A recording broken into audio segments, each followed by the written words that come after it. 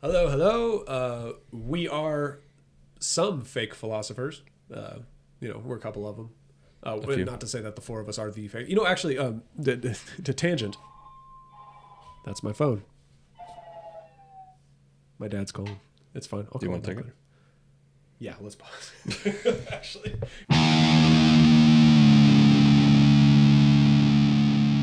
Hello, welcome to the Fake Philosophers. We are some of the fake philosophers. Wanted to make a point. I was actually at hanging out with some friends a couple weekends back, and I have this group of friends that we've been friends since fourth grade, so about 10 years now. Yeah. One of them, my friend Josh, pointed out, he's like, he actually really loved our title, Fake Philosophy. He says it's redundant because every philosopher doesn't accredit themselves as being a philosopher, and it's kind of like fits in with the whole aesthetic. And I was like, thank you, that's kind of what we were going for. But so we got props for our name, by the way. Good. And I mentioned, did you catch the song? Because it's the same guy who helped record. He and I recorded the song that we used for this podcast. And he's like, what? I'm like, yeah, dude, that's the song, Drake Bash song that we recorded. And he like freaked out. And it was really and cool.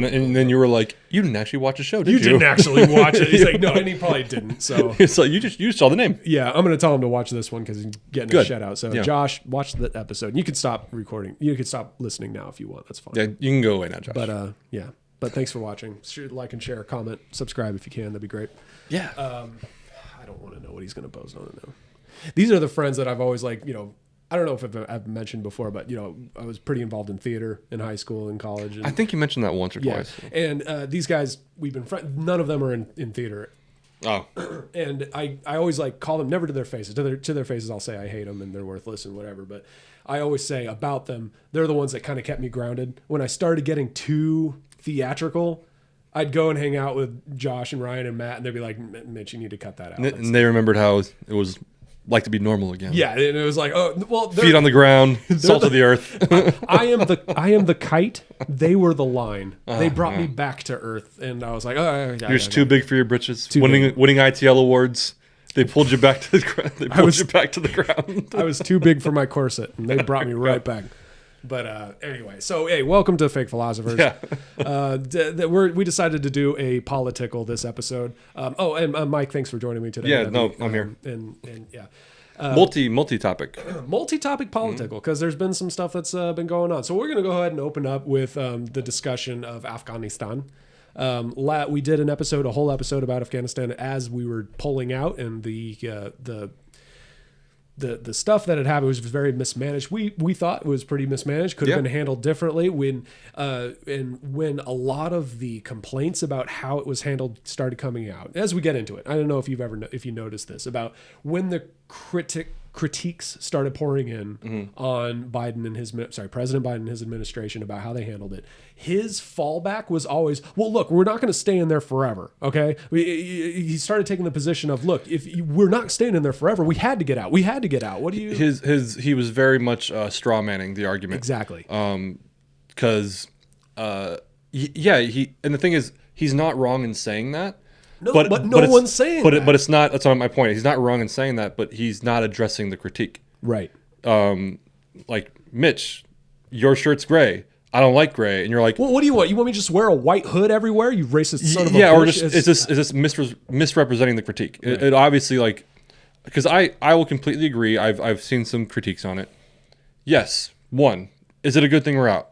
Yes, it's a good decision to make. Sure. To get out. Because eventually it had to happen. Yes. I could also agree that no matter how we did it, it was going to be messy. Sure. Absolutely. That does not excuse poor decisions on the pullout. Yes. That does not, you can agree with those things. Yeah. And so when he gets the critique of, you could have done this better, and granted, hindsight's always 20/20, but some of this shit was pretty clear. It's a typical fallacy you see in both in any belief, really, because I saw it a lot during the 4 years that we had President Trump, is that when you start critiquing some of the things that the president's doing, the hardliners start coming after you like, what, do you not support him at all? It's like, you can agree with some of it. You can strongly disagree with some of it. It doesn't... And there was a moment in... I'm not a Hillary fan, but I remember back in 2016 or 15, her and Bernie were having a debate. And she made this big, gotcha moment by pointing out that Bernie Sanders disagreed with Barack Obama on something. I forgot what it was. Yeah, see? But Okay, she's like, Bernie, he didn't support Barack Obama when he did this. Right.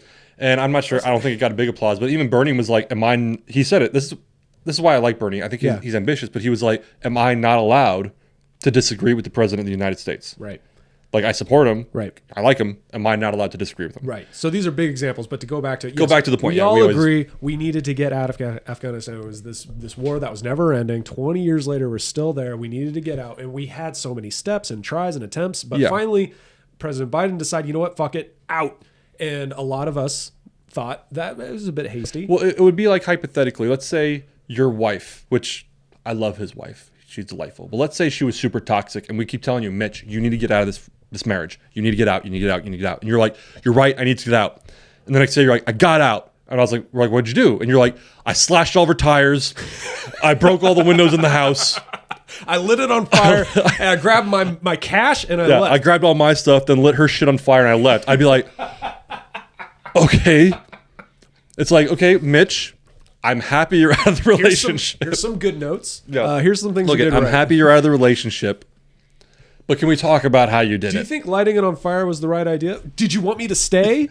Did you want me to stay in this relationship or not? I needed to get out. Yeah, no, you're right though. Like these criticisms, I think are, for the most part, are valid. Yeah. And it's just yeah, like the whole thing of like, well, we needed to get out, and people defend it saying like, well, yeah, we needed to get out. Sure, you need to get out of that marriage, but that doesn't mean the way you did it was good. Correct. Yeah, and I think that's what it's a point that no one really seems to be answering. And what's his name? The White House correspondent. What's his name? Psaki, John Psaki. The long red hair dude. Oh, you're being a.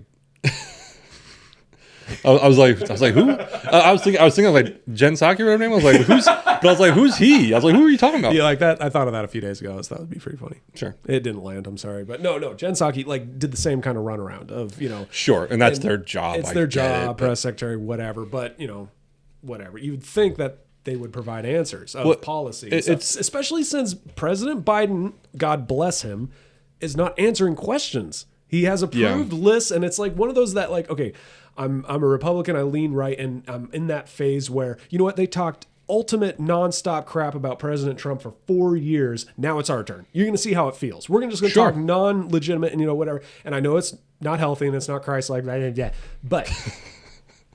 but there's a point where I turn that off and I realize, okay, wait, he actually is not answering questions. He's avoiding kind of stuff. It's kind of weird. What I think, I remember someone bringing this up during this past election cycle, and I think it's actually kind of funny. I'm going to go off on a small tangent and we'll get back to it. Where if you look at Biden and Trump, you think of like, they're almost like opposite and equals. Because and I think someone said like, they're like, you're two different kinds of bad grandpas.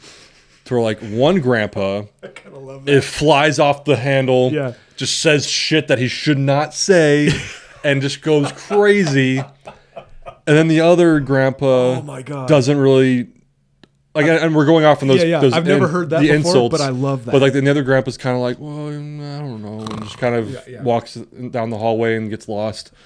And so there's that.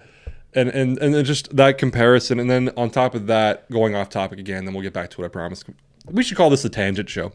Tangent. Or just the show in general, Fake Philosophers. We always go off on tangents. Anyway, what's funny to me, especially during the Afghanistan thing, other things too with Biden, but when people are like, see, if Trump was here, this wouldn't happen. And I'm like, well, check it out. I'm cool with the criticism. Why are we keep comparing two bad people? Oh, okay, yeah. Like instead of saying, if Trump was here, if we just said, what if somebody else was here? Who else could do this better? Because I'm not enjoying Biden. I didn't enjoy Trump.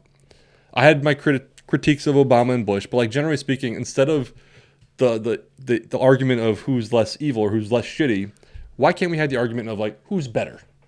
You know what I'm saying? Like, who could possibly be better? I mean, that's off on a tangent. It's you get more into like the wishful thinking kind of thing. I believe like we should stay on point. This is what this person's doing. This is what's wrong. This is what's right. And you're right, because even, and I'm drawing a comparison, not to pick on Trump, but when people did criticize Trump, the what about came up. What about when Obama did this? What about when Obama did this? Yeah. And even with Obama, it said that when right wingers would criticize Obama, people would be like, well, what about Bush? And it's like, you could do that, but that's a criticism. That's just never going to end. Because even I'm sorry, we're way on the tangent. We'll go back to Afghanistan. So if you don't know, my dad has passed away several years ago. But it's funny, after you kind of remember lessons. And one lesson I remember from him was when he was driving, because we grew up down the street from a couple schools, that he drove down the street and he got pulled over for speeding in front of in a school zone. And I remember I don't think I was in, it's fuzzy. I forgot if I was in the car or if he just told us later. But this is a true story that he told the cop, like, yeah, like I was going over 25, but like every car was going over 25. Like, why are you busting me now for going over 25? And you're not busting them. And the cop just shrugged. He's like, you're the one I pulled over. Point of the story is, just because you get caught doing something or you being criticized for doing something, because somebody else got away with it or someone else did it, does not excuse you. Right.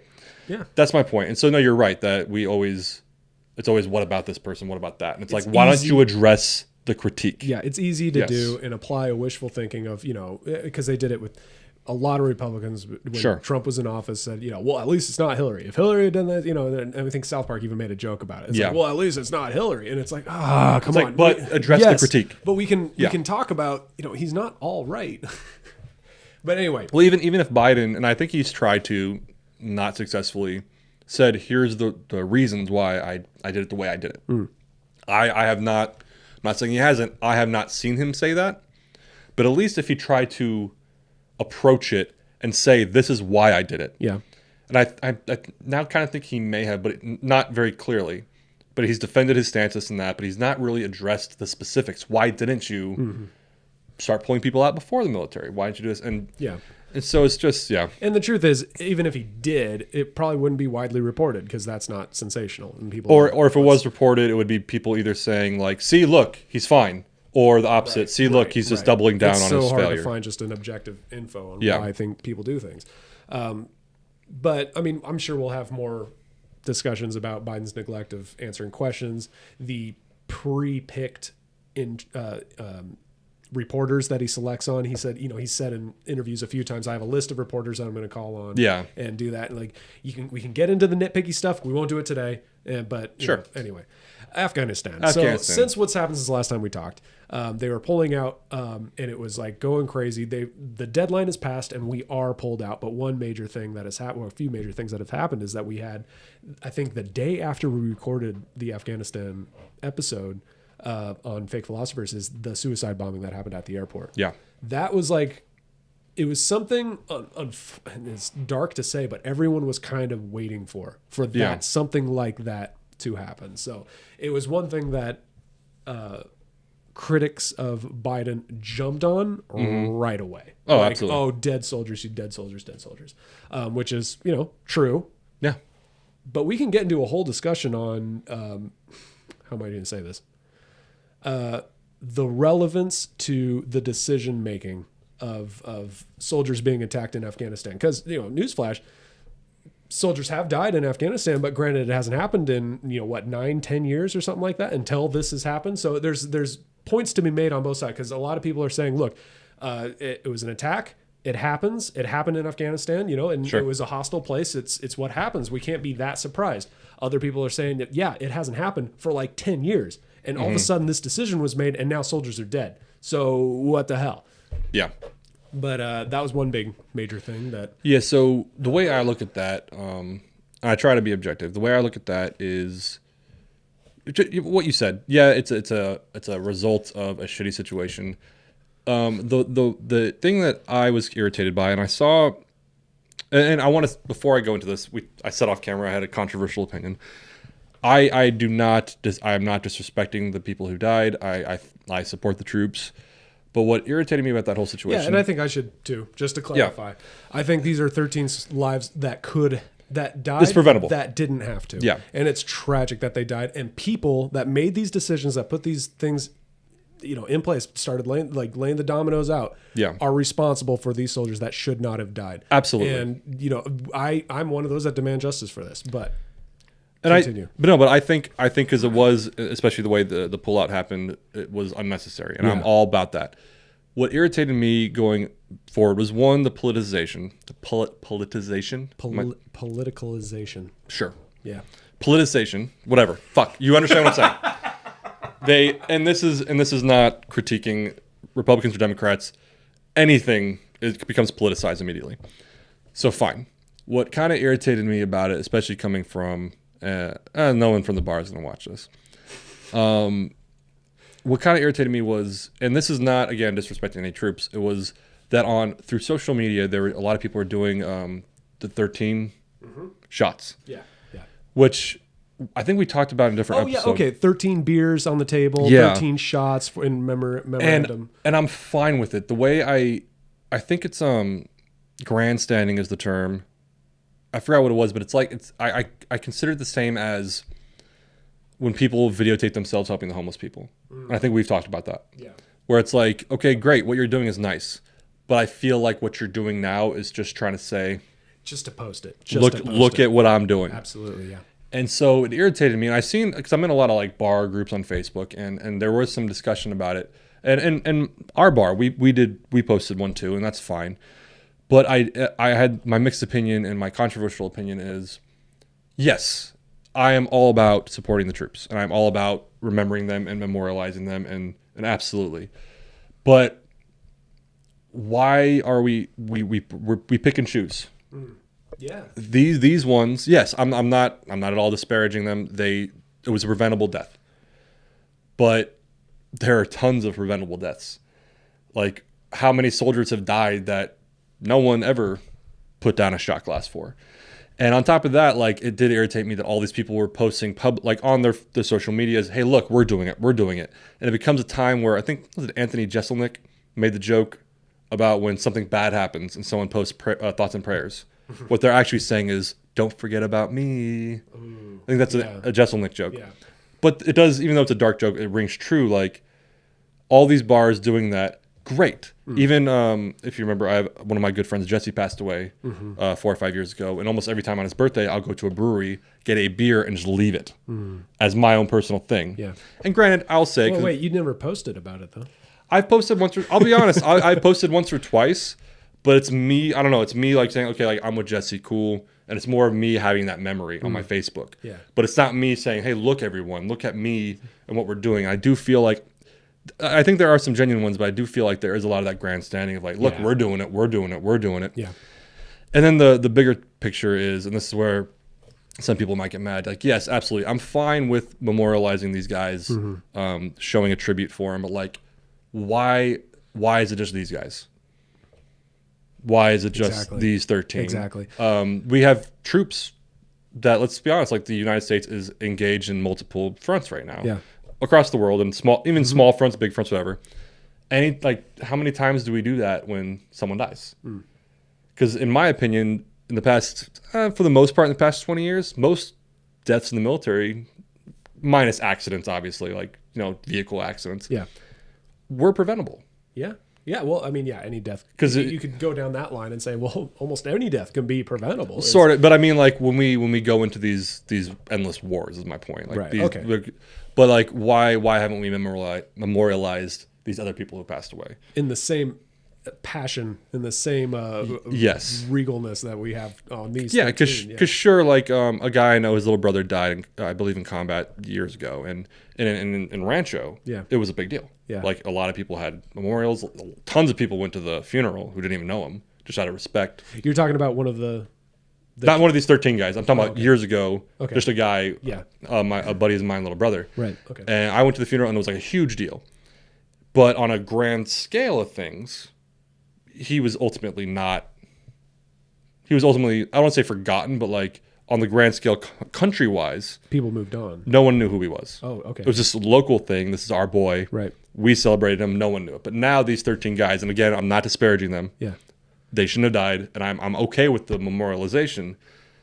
But like, why do we only memorialize these people? I feel like it is politicized.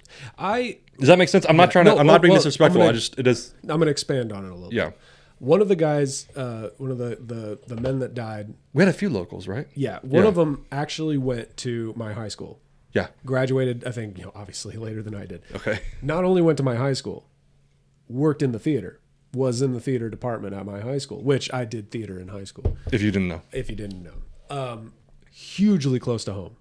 Didn't know him. I know people who knew him, but I didn't know him. I do blame Biden and his administration for these 13 deaths. I blame them, and I think they have blood on their hands for it. Rancho Cucamonga, where this kid went to high school, where I live, where he lived, and where they were going to have this giant vigil about a memoriam for him. And my mom sent me a invite to it, like, it's posted, bring, this and that, whatever. It was this big public thing in Central Park in Rancho Cucamonga. And I remember talking with my wife about it and honestly being really messed up about it. And she's like, well, do you want to go? And I'm like, I do want to go for all the wrong reasons. Mm-hmm. I think this kid died unnecessarily. And I think he died because of Biden's decisions. If this kid died in any other circumstance, I would not go to his memorial. I knew he went to my high school. I know a lot of kids from my high school. They have gold stars on the banners and stuff. I never went to any of their memorials. If I go to this memorial, it's because I blame Biden, and I want to be publicly vocal about blaming Biden for this kid's death. And if I go to his memorial, I will be tarnishing his memory, his life, and his death by making it my political statement. And I think that's your heart's exactly in the right place about that. I thought so too. And now I know a lot of people listening to this probably went to that memorial, and I'm not going to come down on you or judge you. You went because you felt it was right. Sure. I knew my intent. I'm speaking about my intentions as if I were to go. It would have been in a disingenuous, politically and motivated place. So that's why I didn't go. And that self-awareness is actually very commendable in my opinion. I thought so too, but no. It's like, no big deal. But. So I'm not disparaging anyone who went. God bless you. He, may his name never be forgotten. I forgot his name, but no. No, but for everyone who went, God bless you and bless his family. We pray for them, and they died unnecessarily, and I think justice should be served for him. But that's just personally why I didn't go to that. No, and I think in a twisted way, we're agreeing on that to where it's like, yes, Biden's at fault with these guys. There's two separate things going on here. Is the memorial, remembering a tragedy of something that didn't need to happen, paired with a hugely political climate and people using this to further their political points. Yes. And that is where I draw the line of, look, these are two very different things that should be very separated. Yes. So yeah. Anyway. No, I think you're right, and that's where what I was going to is just like, yes, these guys should be memorialized, and like every veteran, but like every soldier who falls should be memorialized. But then it comes down to it: why are these guys being memorialized more than other ones who have passed in the past? And what you just said hits it on the head. Yeah, because of the politicalization of it. Yeah. And take a giant step back and think about people who have grieved, who had a great loss, like when your dad passed away. Yeah, and if I were a friend of a friend who didn't know you, and your dad had passed away because the governor enforced a traffic law that caused a traffic accident that caused him to die, and I was a friend of a friend of a friend, and I showed up at your dad's funeral and made a big scene about how this shouldn't have happened and this is so sad, I feel like you would have seen through that shit. Yeah, a legitimate way to mourn. No, you're right. No, it's twisted, but no, it's that what we're talking about is that weird gray area where we respect what's happened, like the people who've passed, but then there's ways to go about it. Right. I didn't know this guy. I prayed for his family. I prayed for his friends and the people that were hurt from this. And I'm looking for a way that I can help without being, because honestly, for a family that's actually grieving, at a certain point, it just gets too many people in your face. You don't want to talk to anyone. Exactly. Absolutely. And they don't want a big show. They want to grieve and some people just want to be left alone. So. And I have a dark sense of humor anyway. When my dad did pass, granted, it's not the same thing because like we knew it was coming. It wasn't like these guys who died in combat. But like after maybe 2 days, I was sick and tired of people saying my condolences. Yeah. Like after a day or two. And so I had a dark sense of humor, and I think I made jokes about it with people and like on Facebook. But like I was legitimately like, even I think, because even especially older people who are on social media don't find out about it, especially with the bar. Like people, regulars who knew him didn't know about it sometimes for a few months. And when they found out, I'm like, oh yeah, he passed away. And they're like, oh I'm so sorry. And I'm like, fuck, don't touch me. Like don't, like I get it. Thank you for your caring, but like stop. There's a lot of discussion about toxic ways to console people who are in mourning. Yeah. And I'll have my wife on as a guest sometime because she's been to funerals for family and how people just can be shitty around. Yeah, funerals.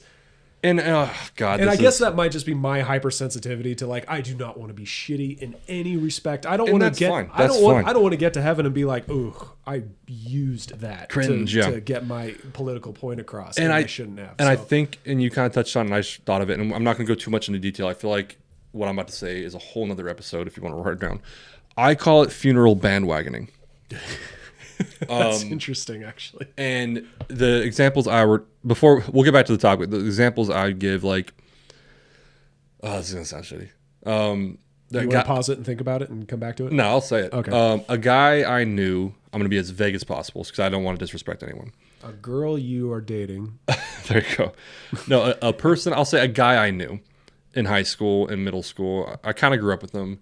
Good friends with him for a little bit, and then we kind of just, life happens. You don't really talk anymore. During high school, we kind of took two different paths. And in high school, he very much took the path of, even though we were both white boys in suburbia, he very much took the path of, I'm going to start like dealing drugs. I'm going to start taking this other path. Wow. And it was unnecessary. Like it was very much like, look how bad I have it. This is why I'm the way I am. And I'm like, dude, you live in fucking suburbia. Like you're white. Like you're fine, dude. But he took this route, and he I'll just say it, like he became not a great person. So it was almost a proactive thing that I stopped hanging out with him because I remember one time he called me, true story, and he was like, hey man, I have a question for you. Like this guy's been talking shit from like the other high school and this and that, and I kind of wanted to like confront him at this party this weekend, just kick the shit out of him. Because he was one of these guys, he literally started working out to get in shape, not to look better, but so that he could fight people. Wow. Like that alone says something.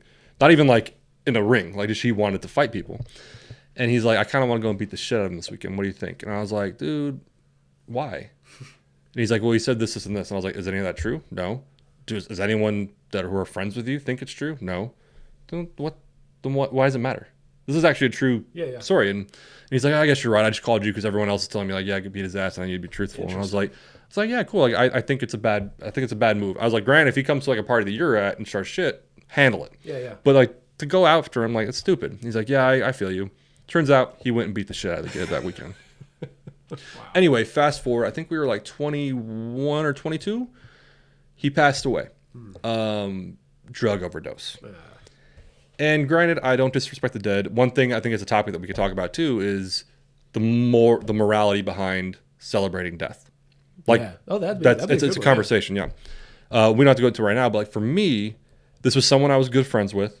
I had lost contact with him, didn't really talk to him. I was fortunate, like a week or two before he passed away, he actually did shoot me a message on Facebook, like, "Hey, how you doing?" And we had a brief conversation. Oh, wow. So that was nice.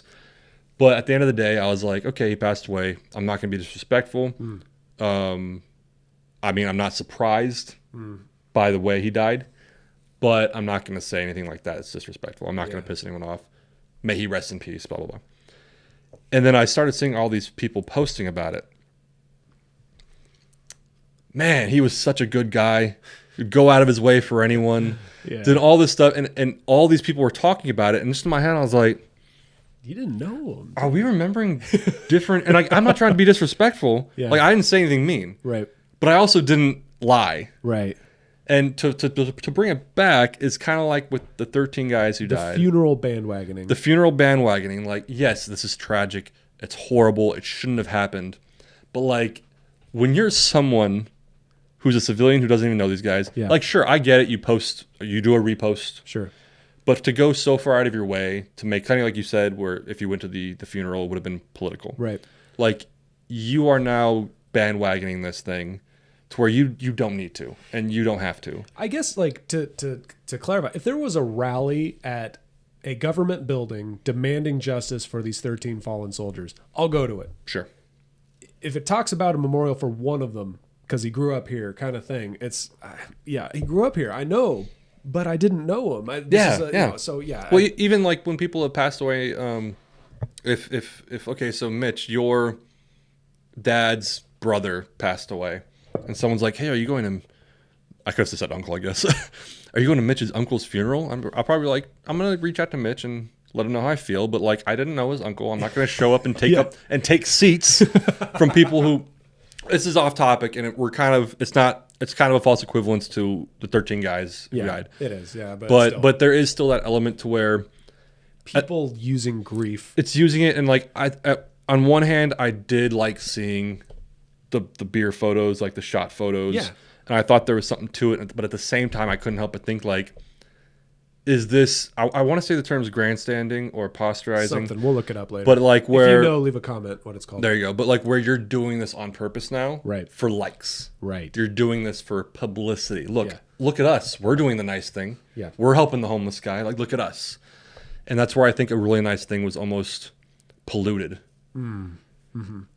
Because like if you walked into a bar and you saw the table with the 12 beers, you'd be like, 13 beers. You'd be like, that's awesome. That's awesome. Yeah. Great. But then it's one of those things that's kind of cheapened when that place says, hey, look at this great thing I did. Yeah. Yeah. And that's where I think I'm getting at. It's like, that's what irritated me, was like, right.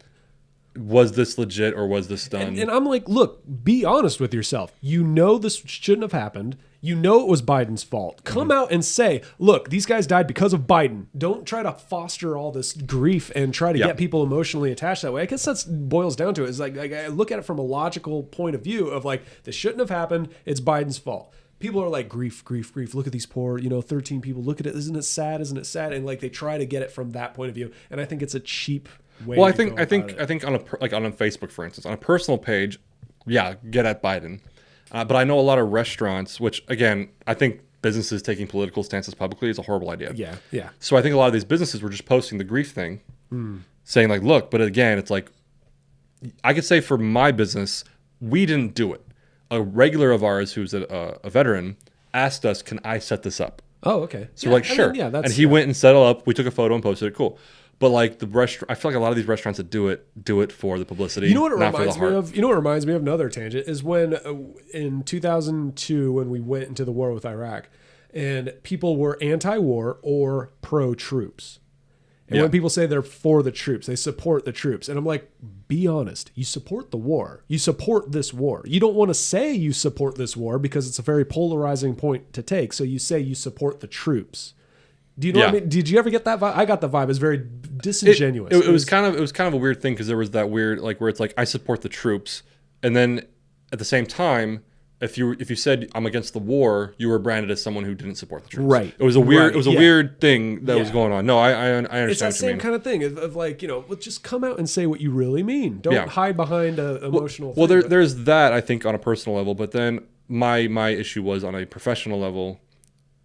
It just seemed like a lot of these people were what I'm calling grandstanding. Okay. To where it's like, it's the jest and the joke. Yeah. Okay, this horrible thing happened, but look at me. Yeah. Yeah. But, but to get back, so that happened. Yeah. That was some of our thoughts on a very personal, kind of obvious, thoughts. Yes. Where I'm not trying to dissuade the people who did go to the memorial. I think you're great for showing your love and support. That's great. But you like you said, you were going to go for the wrong reasons. I would have gone for the wrong reasons. That's why I didn't go.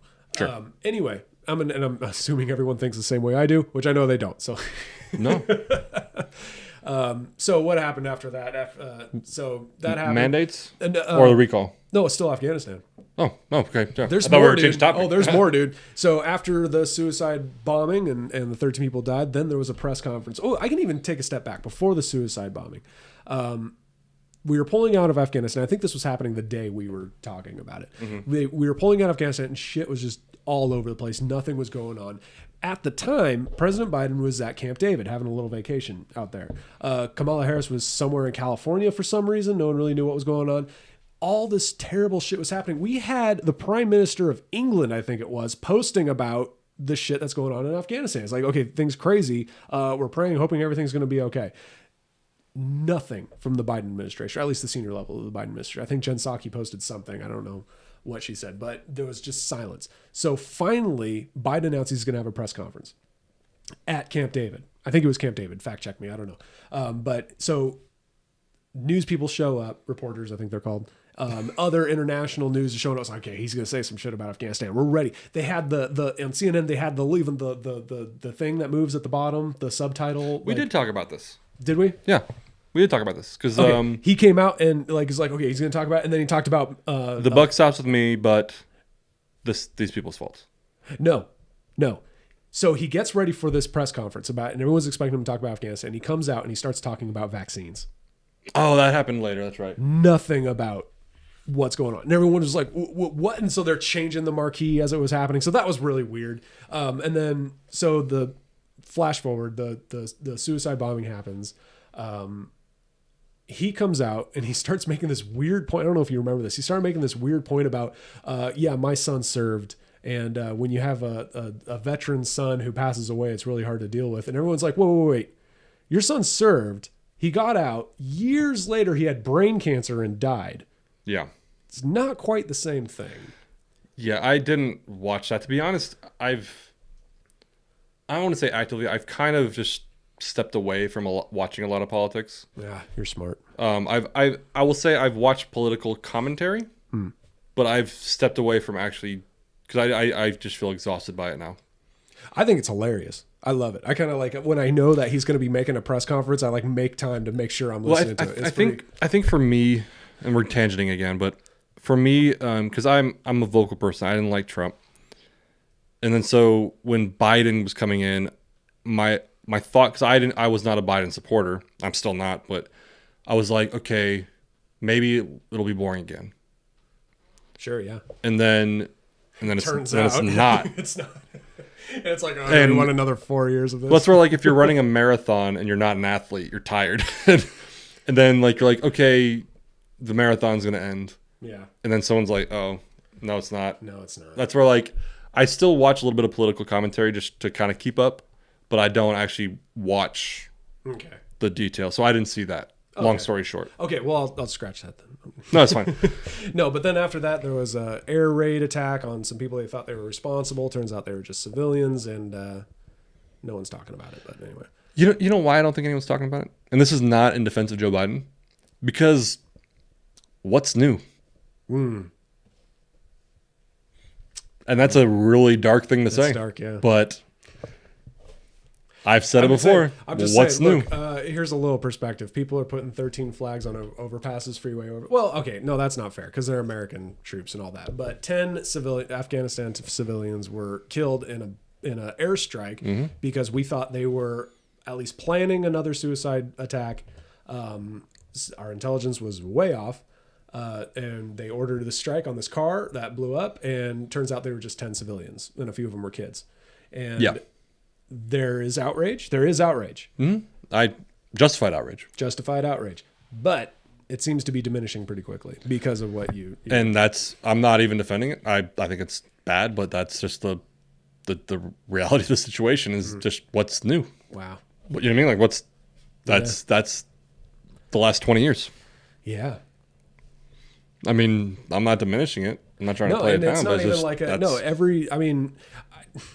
maybe I'm biased, but I don't remember any of that with President Trump. I think it hit 4-year lull, but I know there were reports of it with Obama and with President Bush. Obama. I'm sure there had to have been with Trump. Some with Trump. I'm not researched, but so yeah, you're right. I mean, you're right. There was examples of that in the past, and yeah. Well, and we don't have to go on a tangent, but even like you think about like school shootings, it happens. You're like, everyone's like, oh my god, this is horrible. Then a week later, everyone's like, okay. Yeah, compare when Columbine happened compared to the latest school shooting. It's absolutely. Like, wow, we get desensitized to it. Yeah. Anyway, so that's the update on Afghanistan. It's a really happy episode. Yeah. Afghanistan's pretty good. But to bring it a little closer to home, we're here in California, and we just recently had an election to recall our Governor Newsom. Didn't get passed by like 2/3 majority. 2/3, yeah. Said no, we're going to keep him, and yeah, I mean, I voted for the recall, but sure.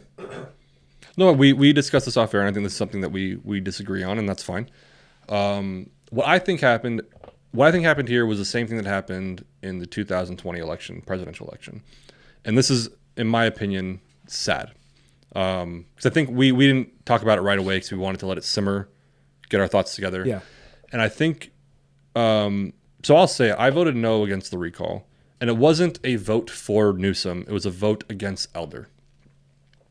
And I'm not proud of that. And that's what I think since we talked about it, my perspective has kind of changed. I think it's sad because if you look at the 2020 election, and I think there's actually polls that support what I say, don't quote me on that, I could be wrong. I don't think the majority of the United States voted for Biden. Oh, no. Yeah. They voted against Trump. Against Trump. It was the same with the 2016 elections. Yes. No one voted for... Exactly. Well, I'm sure some people voted for Trump, but the majority of them voted against Hillary. I know people who said that. They're like, I'm voting for Trump. I don't like Trump, but I don't like Hillary more. Right. And that's kind of sad. Even so, you rewind past that, Obama versus Romney. I know a lot of people, even Republicans, who are like, we don't like Obama, but like Romney's a stooge. We don't want Romney. And so you look back, the last time I remember at least people talking positively was McCain versus Obama. At least from my anecdotal perspective, people were saying, we like these two guys. They shook hands. They got along. It was polite. This was 2008. We were right out of high school. Well, I was right out of high school. No, yeah, I was maybe 2 or 3 years out of high school. Right. Yeah. And I still remember that. And so my point of bringing that up is I remember Obama and McCain, like they went to the press, the White House Correspondence Center. Yeah. And they both made jokes about each other. And it was nice. And then you fast forward 8 years and it's like, fuck. and at least then, despite because I liked McCain, I liked Obama at the time. And so I really didn't have an opinion. I was like, whoever wins, wins. But they were very respectful, very nice to each other, respected each other, and it was nice. And I don't think there was a lot of negative voting. You could make the claim that was one of the last elections where the policies were the issue. I think I am making that claim. Yeah. That's my point, is that you were actually voting for someone. Yeah. Because of their policies. Because of their policies, their character. Right. Because I'll be honest, I think Chappelle said the same thing, and I'm kind of the same. Like, I'll vote for someone on their character, even if I don't completely agree with their policy. Interesting. Okay. If someone's a good person, okay, I'll see what they got. But so you fast forward, in last election, like, I'm sorry to all my liberal Democrat friends, but like, Biden ain't that guy. I thought the Democrats had some decent options. Oh yeah. And they put their guy in because of COVID. I think they managed to push him in. And I think the majority of people, I think actually I read something to where I thought Trump was going to win the election. And then he pulled the stunt where like they cleared the square so he could pose in the Bible in front of the church. I forgot the name of the church. Oh yeah. And a lot of people said that was the turning point to where people were like, I can't vote for this guy. Because even the 700 Club guy, talked shit about Trump. It was like, what was that? When the 700 Club guy, which I forgot his name, turns on the Republican president. Yeah. And so there was that. But anyway, clearly Biden won because of negative voting. And I feel like with the Newsom recall, and I'll say it, I think the recalls. So I looked it up. Yeah. I think when we talked off camera, it was 20%. I said. Right. Yeah. Of the voting population, Yeah. I believe it was actually 12. Oh wow. And you had to have so many signatures from each county and all this stuff. To clarify, to get a recall on the ballot, Yes. you need an X amount of votes to get it put on the ballot. When we figured out what that percentage actually was 12% of the voting body. I think it's 12%. I don't feel like looking it up, even though I could. Granted, only 30% of people actually vote in California. There's that. So it's fair. But the argument I was going to make, and I think I already made it to you, but for our viewers, all 7 of you, I think I said 20% when we talked. I think it was 12%, but it was less than 20, definitely. Yeah. So I think the recall process is not a good one. Okay. Because hypothetically, let's say next year, because Newsom's up for election next year, that Elder runs and he wins legitimately. Then what's to say that 12% or whatever the percentage is, the next year says, we don't like this guy. I'm just saying, it's a great perspective to have because it's like, okay, to recall the current Democrat governor, you would need a pretty strong, not all, but pretty strong Republican presence to get that on the ballot. I'm willing to bet there is equal to probably a little bit greater bigger of a Democrat presence to California, recall Elder, maybe, especially since we're impeaching presidents for no fucking reason anymore. But that's my point. Impeachments aside, but like that's my point that like with the recall, because even to compare the impeachment, and I'm not saying I necessarily supported the impeachments with Trump because I had my issues with him. Even being a Trump hater, I had my issues with him. But even with an impeachment, you do have to bring forth like a legal reason. Right. Why? Right. Even if it's wrong or right, it's a trial. Right. With the recall, you don't need a reason. You just need signatures. You just need signatures. Right. And so right off the bat, I thought once I understood the process, I was like, I already don't like this. And then 2, we won't get into it. Like, we won't get into it too much, but like Larry Elder, when he first announced his run, I was like, oh, cool. Like I remember listening to this guy with my dad when I was younger. Cool. And then I started looking into him, and there was a lot of stuff about him that I just was not about.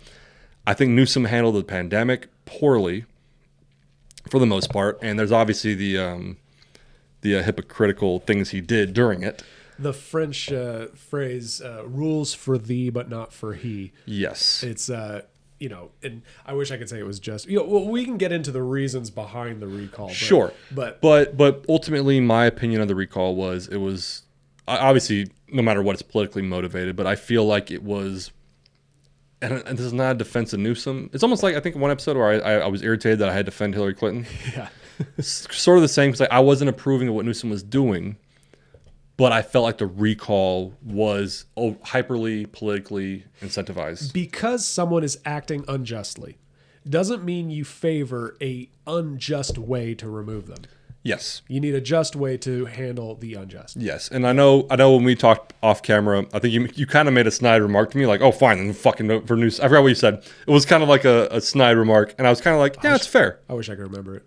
No. I think I said something about what Elder said. Oh, no, I remember what it was. It was, you had mentioned, okay, because it's another issue about the whole recall thing, was the cost to the taxpayer.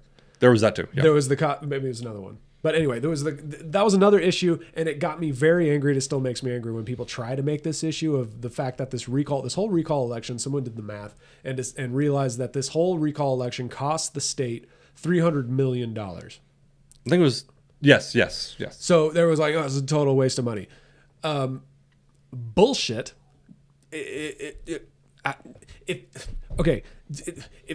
Research the total money spent this month on this fucking bullet train going to nowhere that they're still in process of building. Are they still doing that? I thought they're that was still killed. doing that. Oh. Look at the unemployment fraud during the shutdown. There was this unemployment fraud that made the news. $500 million spent just to prisoners and convicts who had conned the system. So the unemployment department in California under Newsom was responsible for fraudulent claims of up to $500 million just in prisoners alone. The total of fraudulent unemployment claims ranged somewhere between $2 and $30 billion. So if it costs $300 million just to get the bad manager out and another one in, could it have been worth it? Way worth it. Yeah. So for someone to support Newsom, in my opinion, this is my opinion, for someone to support Newsom and all his very ill money management ideals, to make the claim that this was a waste of money is so disingenuous. It makes me very mad. So don't take that point. There are other points to be made, but that is a bullshit point. I think it's an easy point, and I'll be honest. I think I'm guilty of it because, like I said, I voted no on it, not because I like Newsom, because I didn't like the process, and I realized I didn't like Elder. That's fine. We can have that conversation. But I will say that early on, I think that was a very, kind of like you said, instead of saying I supported the war in Iraq, I support the troops. Right. It was an easier way to say I didn't want to vote for Elder, or right. I didn't want. I think it was an easier out. Yeah. But you're right, with California or even the federal or any state, with the amount of waste that goes on in money, it's unbelievable. There was at the beginning of the shutdown, we spent $80 million on billboards to tell people to stay 6 feet away from each other. I don't know if you remember when that came out. I remember seeing one or two. Yeah, it's so many of things like that. So when someone to come out and say it's a waste of money for the recall, I'm like, okay, like it's one of those things. Like, you're not wrong, but where's your outrage for these other things? Exactly. Yeah, no perspective at all. No, I think that's fair. So, I mean, that goes back to the reasons for the recall, which there's a list. Google it, reasons for the recall. There's plenty of Republican sites that'll give you a list of why. And most of them are obviously very opinionated, but there's one or two out there that will have links to, like, USA Today, like, articles as to why they went, and they're fine. Look them up on your own. We're not going to fill airspace with all that because I can just talk all day, obviously. Yeah. Talk all day about anything. Yeah. But I mean, it was a very interesting but it was a humbling moment for me when someone was talking. I was listening to the radio and they're talking about the election. And it's like, look, and you even might have raised this point. It's like, if we had a recall vote and then had an interim, like, governor or whatever, or just an acting governor or whatever, but if the recall vote and the replacement vote were separate, yes, we almost definitely would have recalled them. We did talk about that because I think I told you. And I know this is Monday morning quarterbacking. And no, of course, but even because I wasn't aware of how easy it was to recall a governor until this year. Because I remember Gray Davis was recalled, but I didn't know the process. I know I told you I was going to, as a joke, I thought about putting up like an Indiegogo, a GoFundMe. It cost $4,000 just to get on the ballot. And I don't think... For the application Yeah, fee. don't quote me. I think that's all it took. Money-wise.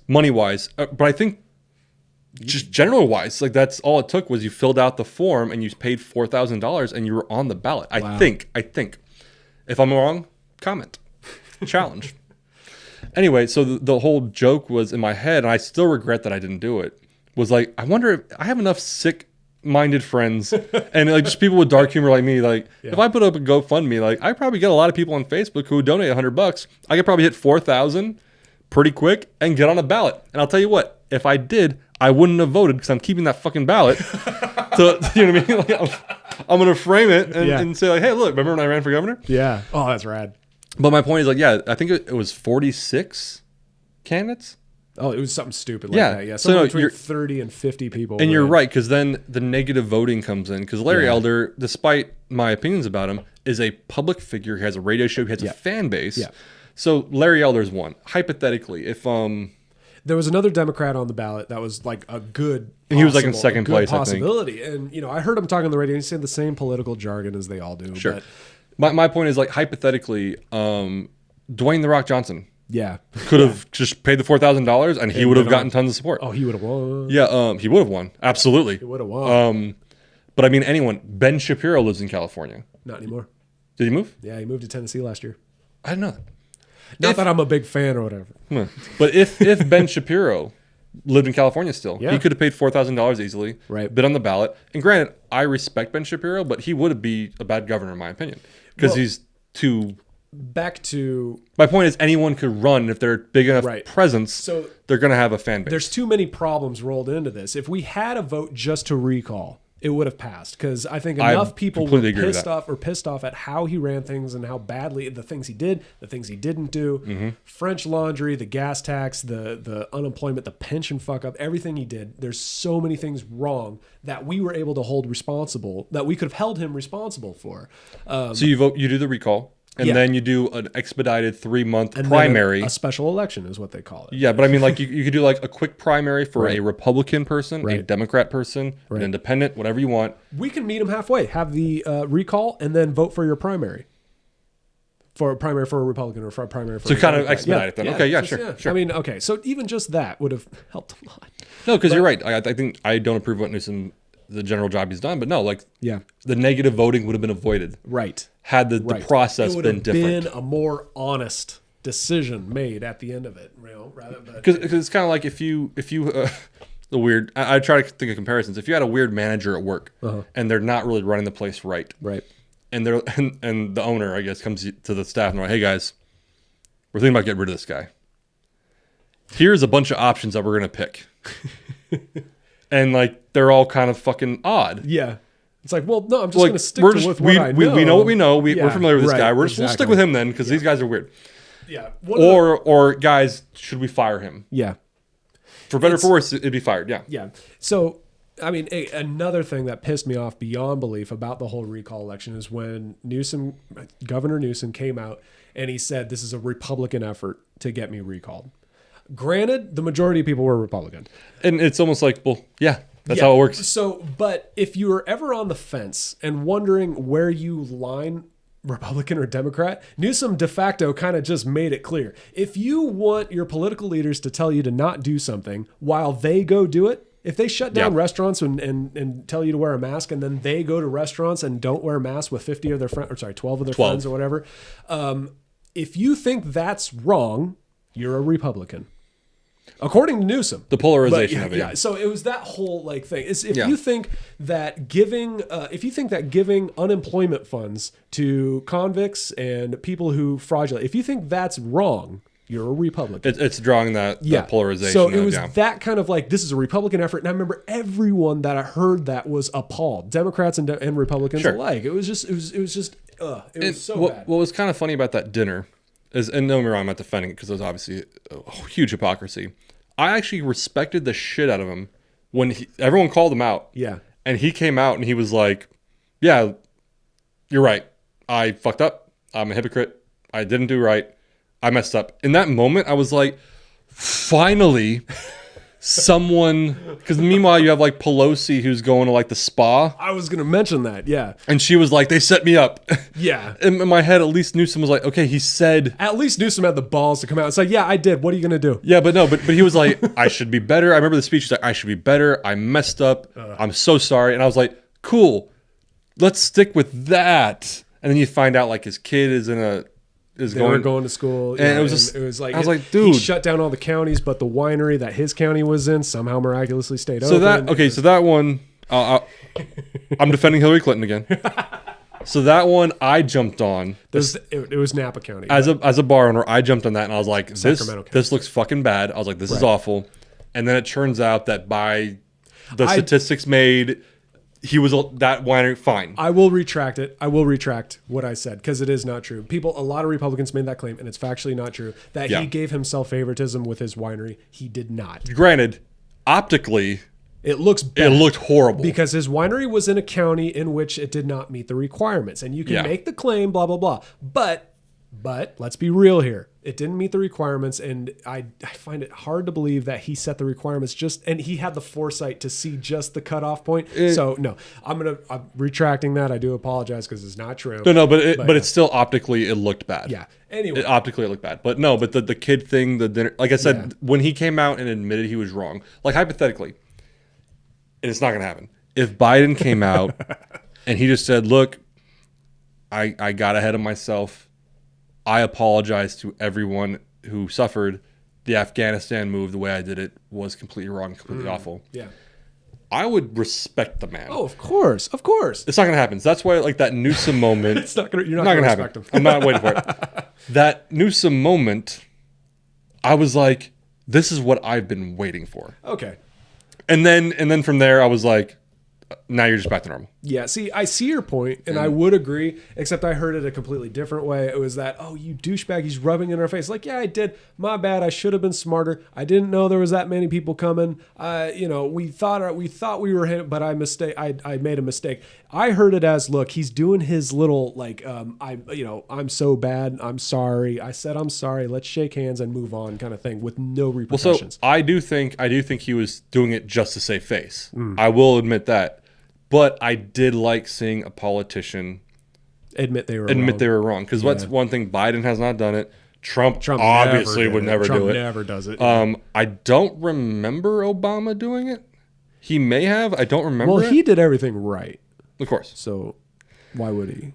Bush, I will actually give credit for. I remember in one of his exit speeches, I think to the press, he did say something along the lines of like, I forgot the exactly what he said, but he said something like, I'm glad you guys maybe didn't agree with me on certain things, but I hope you respected that I had to make choices, right or wrong. I forgot what it was, but it was him saying like I made choices. Yeah.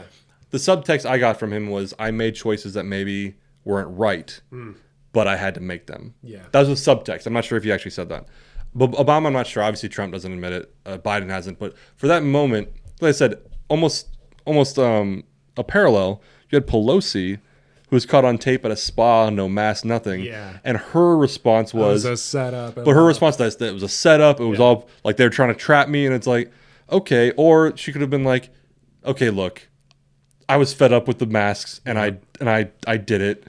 That's where I respected Newsom for a moment because I was like, okay, at least he's not running from it. Right. He's like, even if you take it your way, at least he's not running from it. He's like, okay, look, I did it. Fine. There's something to remember about the French Laundry. For those of you who don't know, what we're talking about is Governor Newsom was pictured at a restaurant called the French Laundry, violating all the mandates for safety for COVID-19 that he was enforcing. And something just for perspective, that was like November, like late teen. It was the end of November, right before, somewhere around there, right before Thanksgiving.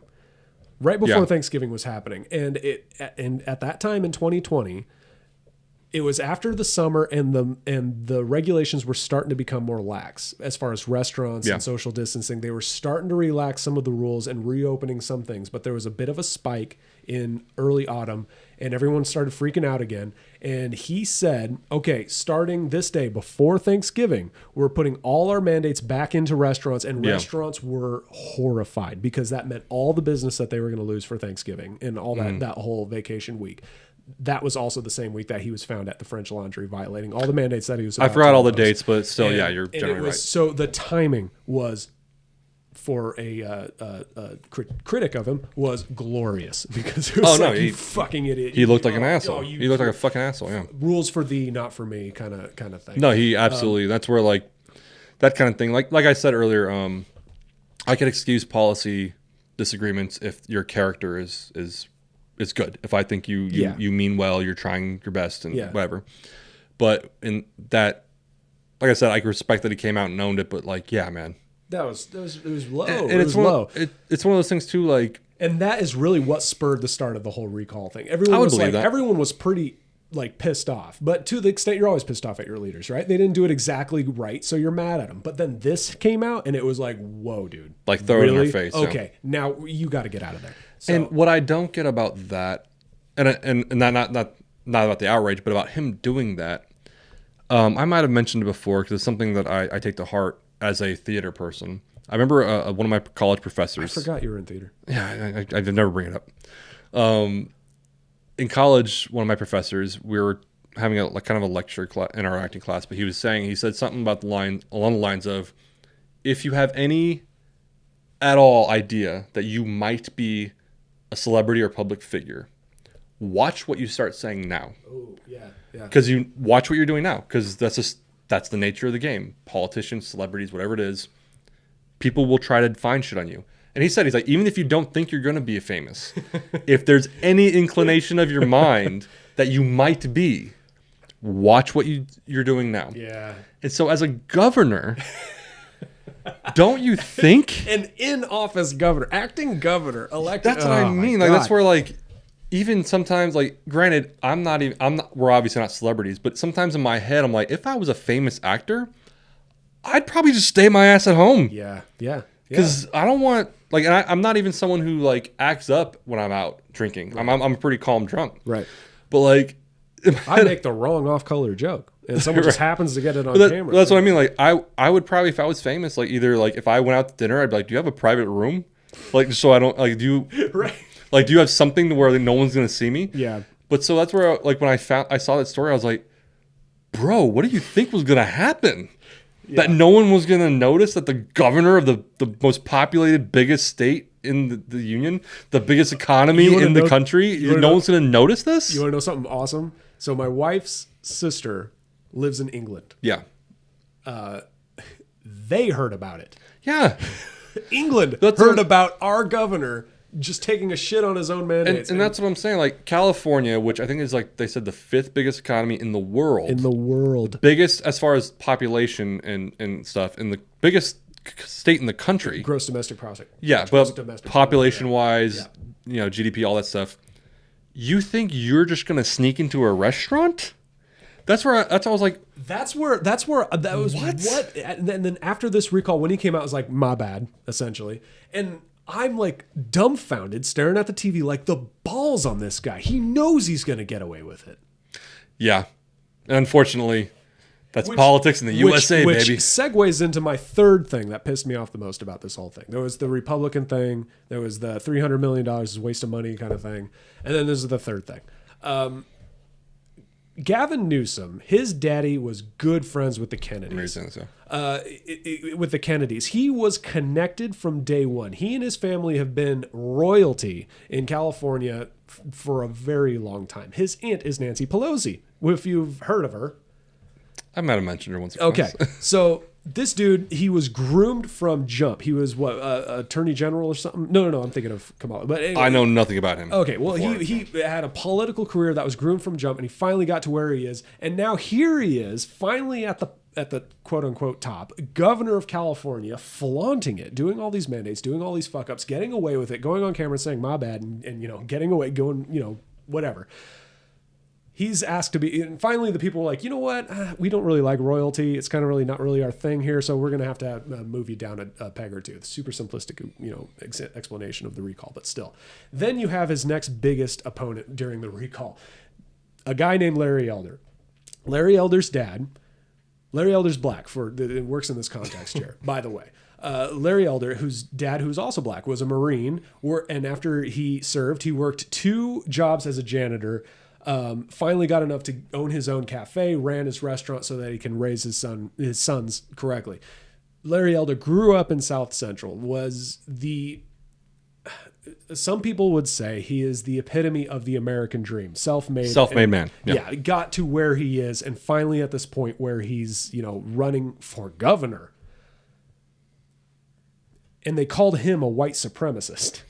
And that... Yeah, that was odd. So if anybody out there, I'm going to make this claim, and you can fight me on this because I know this is going to be a pretty radical claim. If any of you out there, and anyone sitting here, think that white privilege is a valid concern and problem in America, if you do, I'm not saying whether I do or not, but I'm saying if you believe that white privilege is a problem that needs to be addressed and you still voted for Newsom, I think you're a hypocrite. I mean, granted, it kind of goes to shambles when you said about voting against someone or whatever, but Gavin Newsom is the epitome of white privilege. Yet the majority of his followers are these woke people that think that white privilege is something to be up against. But this guy, no, he's the exception. He's somehow different. So I understand the point you're making. I would say, generally though, I think that it's, to an extent, the white privilege argument of, is white privilege an issue in the country? I think there's a point to be made there, to an extent. I know some people take it to a very far extent. Okay. But there's a point to be made there. But I don't think it makes you a hypocrite for voting against Elder. Okay. Because... I'll clarify, I'm making the point. I want to be shown wrong if I'm wrong. But it seems to me... No, and that's fine. If you disagree, leave a comment. Tell me while we're going. We'll discuss it. We're discussing. I know we're going way long, but on YouTube, I can like section it to where granted, we have 10 minutes of a phone call I took at the beginning. So that's true. That was going to be cut, but Mitch took a phone call. Anyway, no, but because I think there are certain things, like I said, agreed or disagree with it. There's things that I looked up about Elder that I didn't like to where we're talking character. Yeah. So it has nothing to do with policy and that, but character, I'm like, I'm not sure if I trust this man. Granted, I don't really trust Newsom, but he's up for election again next year, which in my opinion, I don't think he'll survive the election next year. I think it's likely he'll be... I'll be surprised if he chooses to run, honestly. Really? Yeah. If he, I think he'd be the type to be like, I'm done being governor for now, and just go quietly in the night. I disagree with you. I think, especially after what you just said, with the confidence and the arrogance of like, I could get away with this shit. I think he'll run again. Absolutely. Yeah? Oh, okay. Yeah. Well, I think he'll be. I think if the Democrats are smart, they'll primary him, and I think if they primary him, because there were a lot of people, as we just said, there were a lot of people with this recall who didn't want to vote for Elder, but they don't like Newsom, but they didn't want to vote for Elder. So they voted no. Yeah. So I think if the Democrats are smart, they'll convince him not to run, do a primary, and get a new Democrat in, which it's a blue state. The Democrat will win. Yeah. But if Newsom runs again, I think he'll lose. That's my opinion. Okay. Anyway, but I think you can still be someone who thinks white privilege is an issue while still voting against Larry Elder based on his character. Because I think character-wise is why... part of the reason I admit to it was a negative vote on my behalf. I'm sorry. So again, I'm not saying that there's not white privilege arguments that are overreaching. Yeah. But I think you can still be someone who thinks there's a white privilege issue while still voting against Larry Elder.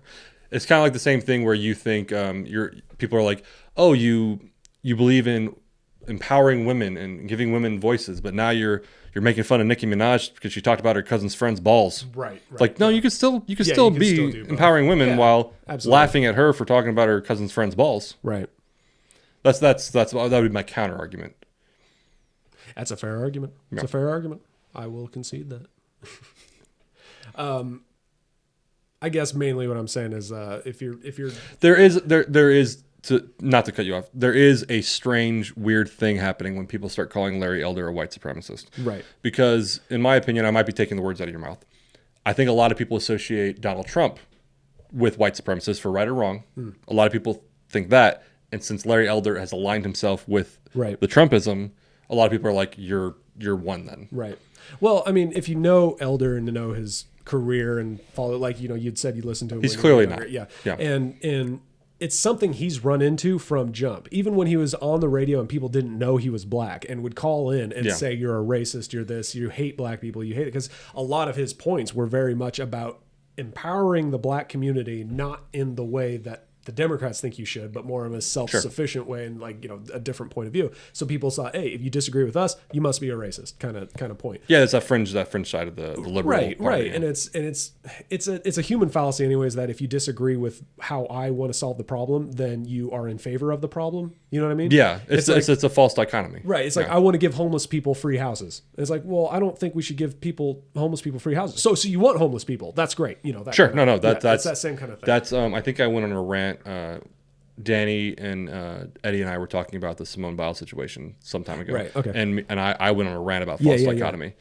So I mean, we're going into examples of examples, but that was Larry Elder's whole point for a long time, is a different way to go about things. So he's run into not being really black. Sure. And being a white supremacist, even though his skin is dark. And he always counters with, okay, do you think black people should act a certain way? Do you think black people should vote a certain way because of the color of their skin? Is that not racist? Is that not prejudice? So it was really interesting. And it was real kind of revealing, I thought, of a lot of people's point of views. Is like, white privilege, royalty is terrible, except when it's our guy that's in office. I think there's probably that argument probably does apply to a percentage of people who voted no. Yeah. I think that's a fair argument, but I don't think it's across the board. Okay. If that makes sense. Yeah, no, that does make sense. Because I do think, and I don't think it's a crazy issue, but I do think there is a kind of white privilege issue in the country. But at the same time, like, I had personal character issues with Elder. Right. So it's not that he was black or that I think he was a white supremacist, because obviously he's not. But just certain character issues. I was like, I would rather, kind of like we said, go with the guy who I know, even though I don't like him, rather than try to go with this person. But I could be wrong. My main thing was he's up for re-election next year. I'd rather see what happens at the re-election. I hope that they primary him. Yeah. Well, we'll see. We'll absolutely see. And I know we'll have many discussions in the future about white privilege and the concept there. Sure. And white supremacy and how the definitions of both have really kind of changed from week to week. We'll see how that changes. And granted, as a white dude living in California, I can talk all about how white privilege isn't real. That's a debate to be had. That's a debate to be had. Because obviously I know what I'm talking about. I don't know shit. I don't read, everybody. Okay, look, most of my research is Googling and reading the first few topics, the first few articles that I see. So don't listen to me. We don't read. I mean, you might read. I read Facebook posts and memes. Yeah. But anyway, we had a whole other topic we wanted to talk about, but I think we're good. I think we're good for now. I think we can hit the mandate. There's vaccine mandates. We'll make this one quick. Here's my opinion on the vaccines. Okay. Just so we can get that COVID tag at the bottom. We need the COVID tag. It gets us. It gets us. That means there's at least one FBI agent listening. Yes. And that means more viewers for us. More viewers. If we say something controversial, maybe we'll get more FBI agents and we'll get more views. Vaccines aren't real. Done. Got it. There we go. Got at least 3 there. No, so my opinion on vaccines. I am one who thinks I would encourage people to get them, but I am generally against a government mandate for them. So, for instance, and I'll try to make this quick. I know I tend to ramble.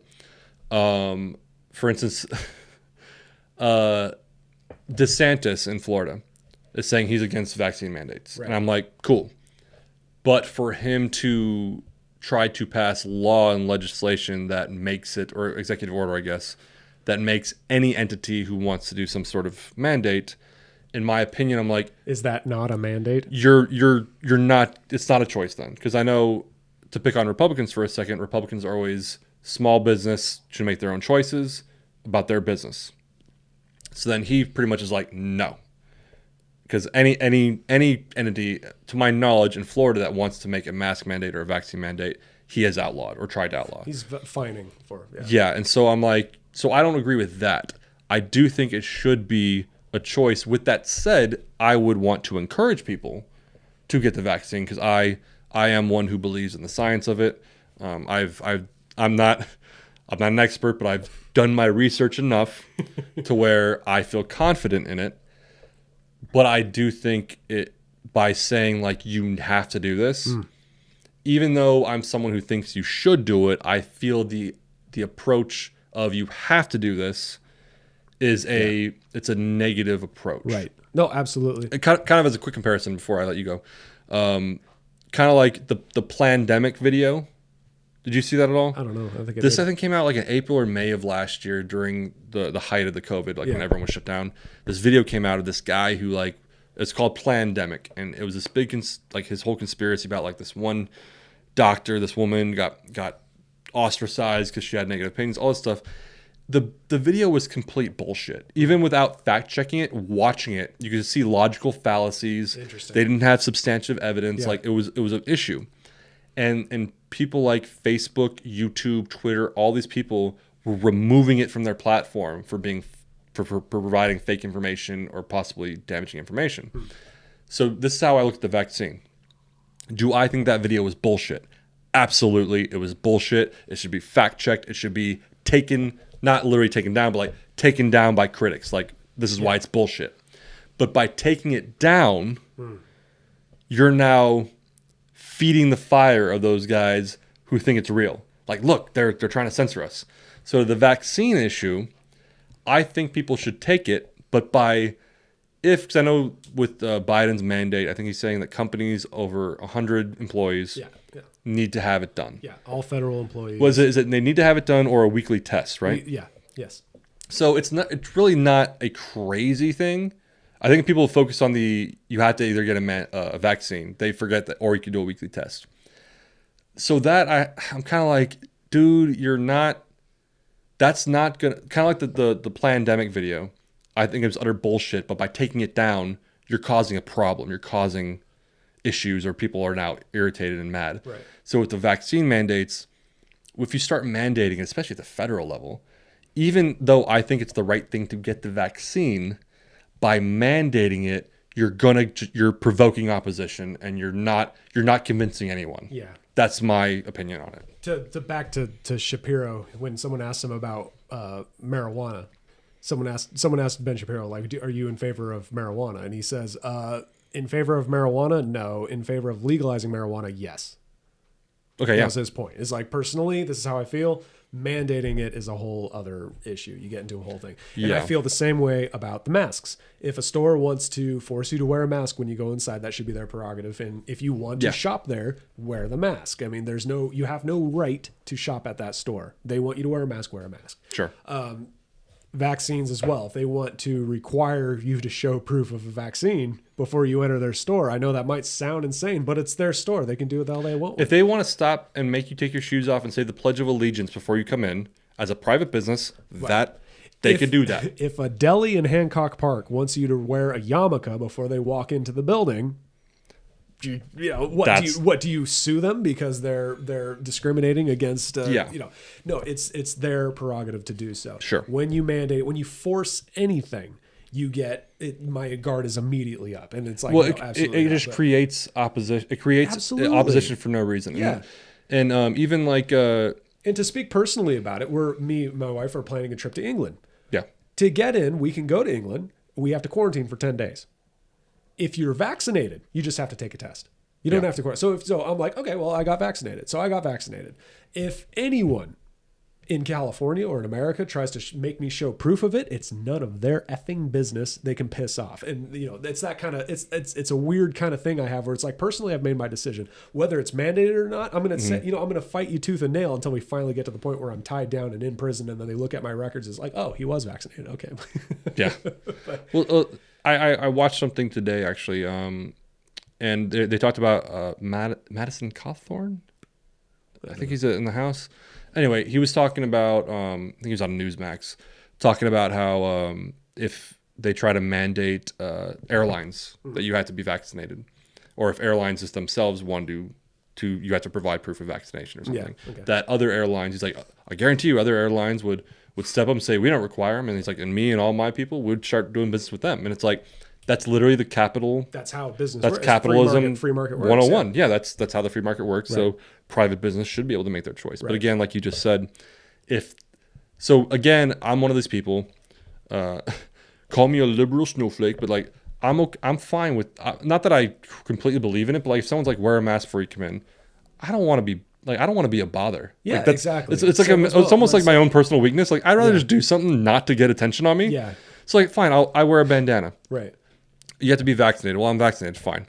Like I'm fine with it. And then if I was walking up to a store and they were like, "Are you vaccinated?" and I'm like, "Yeah," and they're like, "We don't like vaccinated people here." I'm like, "Oh, okay, I'll just go somewhere else." I'm not one of these people. Right. But for the government to step in, unless they had a really good argument, like if the government stepped in and said, airlines, even domestic flights, proof of vaccination or you can't fly. Even though, like I said, with the vaccine thing, I am pro-vaccine. Like kind of like I think you said, like when your guard goes up, like that kind of overreach does. It's uneasy to me. It does get gray because now there are the claims that if you're not vaccinated, you're somehow harming the people who are vaccinated. So it only works if everyone works. And that's a discussion. Yeah. Which, I mean, my first reaction is, well, bullshit. I mean, isn't that the whole point of the vaccine? But now they're saying, oh, well, there's the breakout examples of the virus that once, it breaks out and whatever. Yeah, I mean, also the boogeyman can come out of it. We can't prove that it doesn't happen, but there are these strange, crazy things. And if we're going to sit here and argue exemptions all day long, I mean, we're not going to get it. But, so it's a problem that has not been resolved, but that is what they're claiming, is that if you're not vaccinated, you're harming the people that are. So we don't have to talk about it now because it'll be a long discussion, but there is an argument to be made there. I don't know if it's like the complete thing, but there is an argument to be made there. Right. There's a debate to be had. My main thing is the government overreach, to where if 7-Eleven down the street wants to say you have to come in here, you have to have Nike shoes on, jeans made from Levi's, yeah. and a shirt from the Gap. I'm obviously never going to that 7-Eleven. But that's their right to do it. But if that's their rules, yeah, fine. And so when people... But for the government to come to a 7-Eleven and say, you now need to require people to wear Levi's Vans, then it's like, well, yeah. Like, anyway. why? What's your beef? And so that's, and just in my opinion anyway, so I remember years ago I had a conversation with someone that it was millionaires and billionaires. Should they be, the argument is tax percentage. Should they have to pay more taxes? And I remember in the conversation, it came up, I'm not sure, and this is a debate to be had, but I'm not sure if I think the government should make them pay 50, 60, 70%. But as a human, I feel like they should. If you're making, hypothetically, $100 billion a year, why not give $50 billion to, not necessarily the government, but why not give it back to help your country? My dilemma in my head was, should the government make them? Yeah. And so that's the same thing with the vaccine. I absolutely think that people should get it. Right. But the government overreach, and I know my more liberal-minded friends would think, yeah, but it's a pandemic. It's for the benefit of everyone. And I agree to an extent that it would benefit everyone if more people got the vaccine. But the issue of government overreach is an issue of government overreach. We will have to, because we're getting along here, we will have to expand more on this, because you can draw the parallel with smoking. The claim is that secondhand smoking causes damage to other people. That's why they've mandated not smoking indoors. A government overreach of saying no smoking indoors because it affects other people. It's not about you, it's about other people. There's on that one side of the spectrum. On the other side, they don't mandate weight loss programs because obviously people who are overweight have health issues. Why doesn't the government mandate health issues? Well, because it's not hurting other people. It's your personal, it's a personal thing. choice. Yeah. So somewhere on that spectrum is the vaccine, and they're trying to decide where that is. But we'll talk more about it on another episode. Sure. We're tired. We're long, and it's hour, coming up on an hour and a half. We're getting pretty good here, but Yeah. If you've listened this long, for God's sake, do something with your life. Comment. You're either driving home from Malibu, or you're just a diehard fan, or you've fallen asleep and you left us playing. But either way, thank you. Yeah, thank and as long as you clicked on it and you gave us the comment or the views, and like and subscribe and whatever. Again, I'm not going to like. You can leave a comment telling me to like and subscribe to your podcast. I'm not going to do it. It's fine. I'll subscribe to it. I'm not going to watch it. I'm not going to watch it. I'll subscribe to it, though. Okay, yeah, I'll subscribe, I guess, too. Whatever. It's a lot of work. But anyway, seriously, though, thanks for watching. Mike, thanks for having us over and having, this conversation. Yeah. It's awkward for you in a lot of ways. Talking about political stuff. No? Yeah, not really. Yeah. I don't care. We'll have more beer and it'll work. There you go. But anyway, yeah, have a good one, you guys, and we'll see you next time. Bye. Later.